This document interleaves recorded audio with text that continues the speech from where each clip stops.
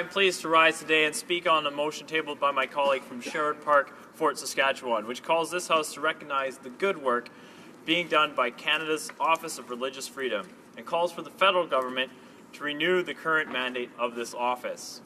I also want to thank the member from Cypress Hills Grasslands for his significant work on this critical issue over the years to ensure that this remains a priority for the government as well as this House. Mr. Speaker, religious freedom is one of the most fundamental freedoms that we possess as human beings. The UN Declaration of Human Rights under Article 18 upholds religious freedom as a universal human right, stating, "Everyone has the right to freedom of thought, conscience, and religion. This right includes freedom to change his religion or belief, and freedom, either alone or in a community with others and in public or private, to manifest his religion or belief in teaching, practice, worship, and observance." It is important to distinguish that this universal human right to religious freedom differs from the civil right to religious freedom. It is clear that while all possess the universal right to religious freedom, few are able to experience it, with many countries around the world lacking the civil right to religious freedom. That is why, as a Canadian, I'm extremely proud and grateful to enjoy the freedom of religion, because it is enshrined as a civil right in the Canadian Charter of Rights and Freedoms. I believe that this is part of what makes Canada a great country.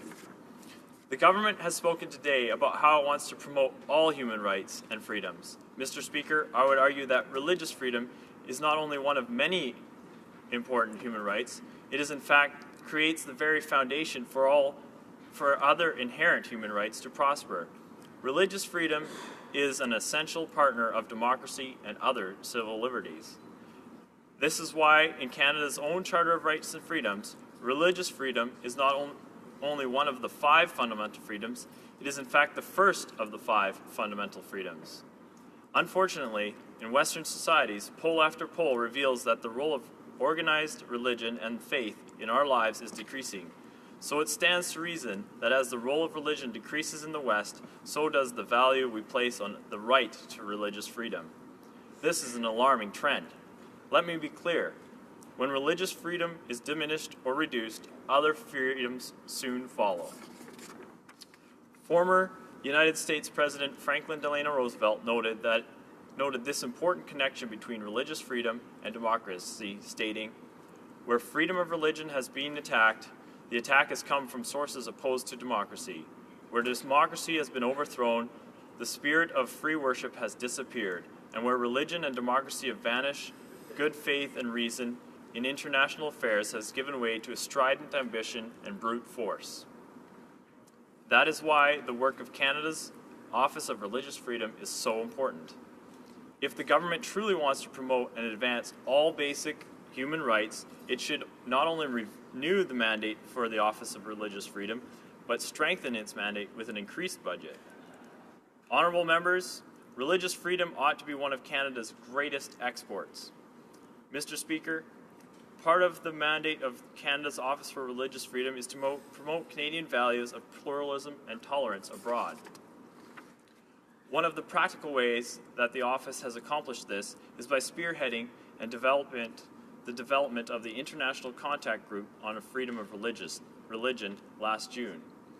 This group brings together government representatives of over 20 countries in a diverse and multilateral effort to facilitate networking, cooperation, and collaboration to address the challenge posed by the international religious persecution. Another critical part of Canada's Office of Religious Freedom is to protect and advocate on the behalf of religious minorities under threat. This is accomplished through the Religious Freedom Fund. The $4.25 million fund supports projects including awareness-raising activities that provide education on religious freedom and research on religious freedom to support government engagement in the areas of tolerance and pluralism. I want to highlight Nigeria, where the Religious Freedom Fund supported a 2-year, $730,000 project which allowed for the promotion of intercommunity dialogue and conflict mediation in Nigeria's Plateau State.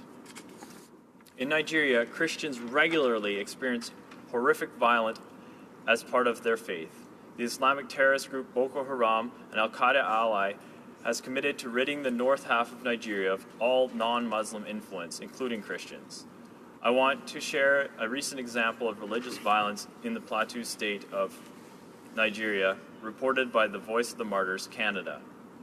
3 months ago, Fulani herdsmen, who are linked to Boko Haram, attacked a predominantly Christian village of Hakwa-Kwanazanan, and the total number of fatalities resulting from these raids reached 15, leaving many more in the community grief-stricken and emotionally wounded. In one of the village homes, a 57-year-old Rose Monday was killed while trying to protect her 3 young grandchildren from the gunmen.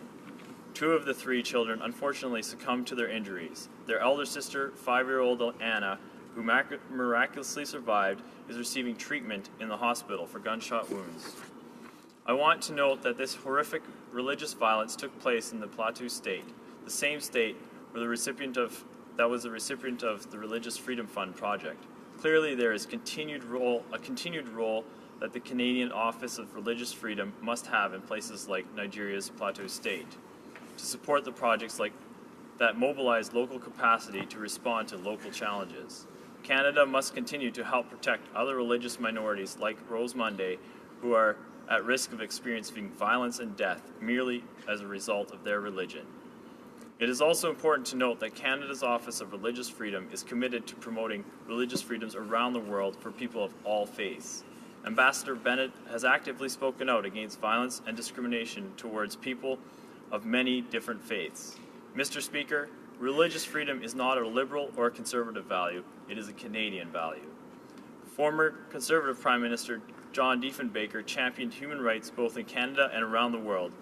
On the day that he introduced the Canadian Bill of Rights in Parliament in 1960, he spoke these words: "I am a Canadian, free to speak without fear, free to worship in my own way, free to stand for what I think is right, free to oppose what I believe is wrong, or free to choose who shall govern my country.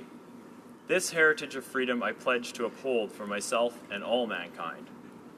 Under Prime Minister Pierre Trudeau, religious freedom was enshrined as a civil right within Canada's Charter of Rights and Freedoms. Conservative Prime Minister Brian Mulroney also aggressively promoted religious freedom as part of Canada's foreign policy, especially within the former communist countries of Eastern Europe. In 1998, former Liberal Foreign Affairs Minister Lloyd Axworthy announced that addressing religious intolerance would be a key priority for the then Department of Foreign Affairs and International Development. Then in 2004, a bipartisan parliamentary subcommittee on human rights and international development adopted a resolution that urged the government of Canada to make protection and promotion of religious freedom and the belief of a central element in its efforts to defend human rights internationally. This resolution was made a reality in 2013 when the former Conservative government established the current Office of Religious Freedom, dedicating to promoting freedom of religion or belief as a key Canadian foreign policy priority. Mr. Speaker, I fully support this motion to renew the mandate of the Office of Religious Freedom, not because I'm a Conservative, but because I am Canadian. I urge all members of this House to support this motion. It is a Canadian value that I am proud of and I cherish. And as I noted earlier, Canada should make religious freedom one of our greatest exports. Thank you, Mr. Speaker.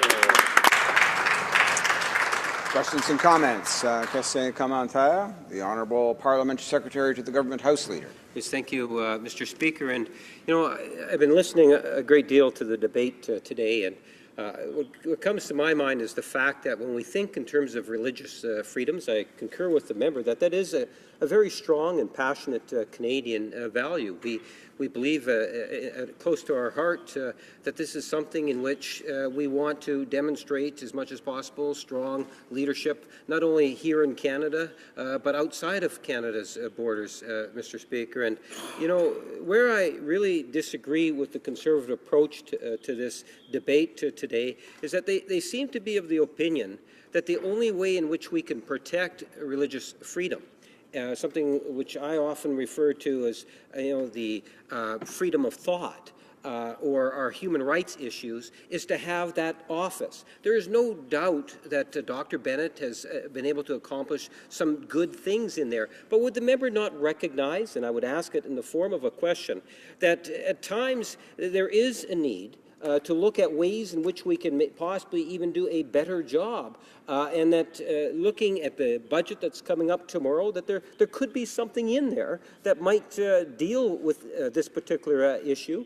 that in fact the real issue is human rights and ensuring that the religious freedoms is a part of a proactive government in terms of dealing with individual freedoms and the freedoms of all. The honourable member for Peace River Westlock. Yeah, thank you, Mr. Speaker. I believe the question was, do I not see the need for perhaps a different focus? And I would say that I agree, we could perhaps do more things other than just an Office of Religious Freedoms, but that is in no way requiring us to shut down the Office of Religious Freedom. If we want to do more things, let's do more things for sure. And so if the member opposite is hinting that we have to look in the budget to see more things, for sure. And I hope that he's also hinting that they're going to keep the Office for Religious Freedom. Thank you, Mr. Speaker. Question commentaire. Questions and comments. The honourable member for Sherwood Park, Fort Saskatchewan. Thank you, Mr. Speaker, and I thank the member for his excellent speech. You know, the last two speakers have really put their finger on this central point that the government wants to make this about process, but it's not about process, it's about priorities. We've seen from this government that they're going to kill this Office of Religious Freedom. There's no mention of religious freedom in the mandate letters. There's no consideration about religious minorities in the refugee program, and they're refusing to recognize the genocide of Yazidis and Christians, even though it's been recognized by the United States and the European Parliament. So could the member maybe just expand on this point, that it's not about process, it's about priorities, and religious freedom clearly isn't a priority for the government? The honourable member for Peace River Westlock. Yeah, thank you, Mr. Speaker. I agree with my colleague entirely that this sends a signal to all of Canadians is that religious freedom's not a priority. We're going to shut this office down without even taking a second look at it, despite the repeated calls from this side of the House to say, let's look at this, let's see what work they've been doing, let's see what kind of an influence we've been in the world, let's see how we're leading the world in terms of religious freedom. And it's something that it pains me to see the lack of vision when it comes to the Office of Religious Freedom. Thank you. Questions and comments. Question commentaire. The honourable member for Mount Royal. Thank you very much, and I want to thank my honourable colleague for his speech, and I fully share his passion for religious freedoms, as do many people on this side of the House. So I'm not quite sure how the member for Sherwood Park, Fort Saskatchewan, and himself can presume to determine that the government is not committed to religious freedoms, but I want to say that I think that the vast majority of people on all sides of the House are committed to religious freedoms, which is why I would ask him the same thing as I asked his colleague. In the event that the Conservatives really wanted to have unanimity on something that I think we almost all agree upon, that religious freedoms is important, you could have put forward a motion asking that the work of the current office continue in this or a different format, meaning the current format or an expanded format, and I think you would have had all of the people on this side voting for your motion. So my question is, why would you not have put forward a motion that all of us could have agreed to, as opposed to this specific motion insisting on the exact specific existing mandate that we've already heard in the mandate letter the minister is supposed to look at reviewing? The honourable member for Peace River Westlock. Thank you, Mr. Speaker.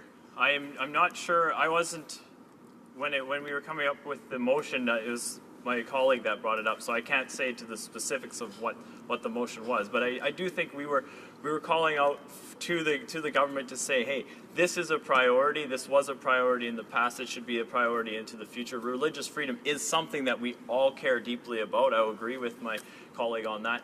And so, therefore, given that, we were concerned that the funding would end for this office. And so, if this is broadly supported all around the House, the Office of Religious Freedom should also be broadly supported. So, thank you.